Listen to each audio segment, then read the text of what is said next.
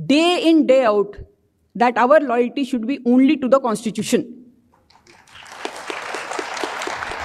मी Bible वाचते, मी भगवद्गीता वाचते, मी गुरु नानक ग्रंथ वाचते किंवा मी कुराण वाचते. हे सर्वांना आदरपूर्वक नमस्कार. घरी ऑफिसला आल्यावर जर आमच्यावर, आणि विशेषतः बघा आपल्या सर्वांना कधी ना कधी तर पोलीस स्टेशनला जावंच लागतं, पासपोर्ट असो किंवा कुठला गंभीर गुन्हा असो.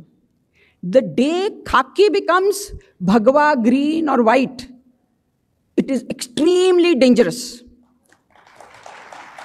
म्हणून संविधान, awake, aware, engage citizens.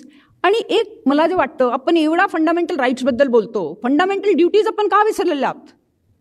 11 duties आहेत, त्यात एक सायंटिफिक टेम्परसुद्धा आहे, नो फेनेटिसिझमसुद्धा आहे, इन्क्लुझिव्ह कल्चर, प्लुरलिझमसुद्धा आहे. So I think we have to bring our discussion आणि conversations back to fundamental duties also. की शहीद होण्याचे 1-2 दिवस अगोदर करकरे त्यांच्याकडे आले होते की मालेगावची केसची तपासासाठी त्यांच्यावर दिल्लीवरून एक मोठ्या पुढारीचा प्रेशर होता. त्यानंतर रोहिणी सालेन मॅडम, ज्यांच्याशी मी 3 वर्ष त्यांच्याबरोबर काम केलेलं आहे, प्रॉसिक्युटर म्हणजे एकदम कमिटेड, सिन्सिअर, नॉलेजेबल प्रॉसिक्युटर, त्यांना बाजूला करून ही केस जेव्हा NIA हातात घेतली आणि त्यांनी सुद्धा असा इंडियन एक्सप्रेसला सांगितलं की there was pressure on me to go soft. आणि निकालानंतर त्या बोलल्या आहेत, where has all that evidence gone. त्याशिवाय डॉक्टरांचे मर्डरमध्ये 2 आरोपींना शिक्षा देताना सुद्धा जज साहेबांनी लिहिलेलं आहे की 3 लोक सुटून गेले. Who was the main conspirator, ज्यांनी हा मर्डर करण्याचं कट केलं, त्यांच्यापर्यंत CBI किंवा पोलीस पोहोचू शकले नाही. Either it is their failure, or it is deliberate, or there is the influence of some powerful persons. तर तुम्ही स्वतः विचार करा, आपण सर्व इथे you are all very educated, aware, engaged citizens, की जर एवढे संवेदनाशील खून आणि मालेगावसारखे टेरर केसमध्ये पॉलिटिशियन्स इंटरफेअर करतात आणि विक्टिम्सला न्याय मिळत नाही, तर ह्याच्यापेक्षा वाईट गोष्ट काय होऊ शकते? आणि what really troubled me was, UPचे एक रिटायर्ड DG यांनी एक मोठा लेख लिहिला एका न्यूजपेपरमध्ये आणि महाराष्ट्र पोलिसांवर ताशेरे त्यांनी काढले.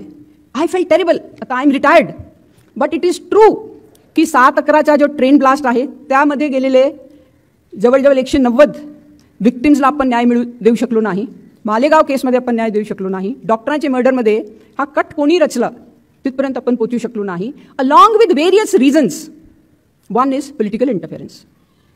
ज्यावेळी मी पुणे इथे पोलीस कमिशनर होते, एकदा आम्ही इलेक्ट्रॉनिक सर्व्हेलन्समध्ये, आता मी नाव घेते कारण मी माझ्या पुस्तकात लिहिलेलं आहे, नीलम गोरेताई आणि मिलिंद नार्वेकर ह्या दोघांना पुण्यात कसं व्हायलन्स घडून यावं याचा कट करताना आम्ही इलेक्ट्रॉनिक सर्व्हेलन्समध्ये रेकॉर्ड केलं. आणि ज्यावेळी ह्या केसला रजिस्टर झालं पाहिजे, मी असा धोरण घेतला, असा हट्ट धरला, because my officers were telling me की मॅडम हा करू नका. एका अधिकारीने, आणि मी पुस्तकात लिहिलेलं आहे, ही टोल्ड मी, मॅडम तुम्ही हा केस एवढे पॉवरफुल पॉलिटिशियन्स मिलिंद नार्वेकर आणि नीलम गोरेताई ह्यांच्यावर तुम्ही केस दाखल करू नाही, कारण हिज वर्ड्स वर, we want to see you as commissioner of police Mumbai.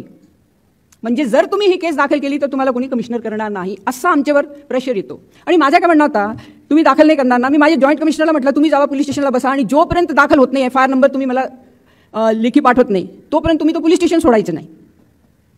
Joint commissioner had to go because our officers were very reluctant to register. आणि तपासासाठी मी माझे पर्सनल जे स्टाफ ऑफिसर होते त्यांना ती केस तपासायला दिली. त्यांनी एकदम व्यवस्थित तपास करून केस चार्जशीट केलं. आणि नंतर काय, शासनाने ती केस परत काढून घेतली. You can imagine how powerful politicians are. आणि मग तुम्ही म्हणताय तुमचे मॅडम इन्स्पेक्टर काम करत नाही, तुम्ही IPS अधिकारी सुद्धा कॉम्प्रोमाइज झालेला आहात. अशी परिस्थितीमध्ये मला असं वाटतं आमच्याकडे काही वेळ there is no way out. सध्या अजून एक न्यूजपेपरमध्ये मी वाचलं आहे, political interference not only in policing, म्हणजे प्रत्येक विभागात हा, जर ते जनहितसाठी आहे तर आम्हाला काहीही त्याबद्दल बोलायचं नाही. We also welcome it as officers. जर तुम्ही शासन म्हणून, मंत्री म्हणून लोकांसाठी काहीतरी करताय, we are more than happy to join you.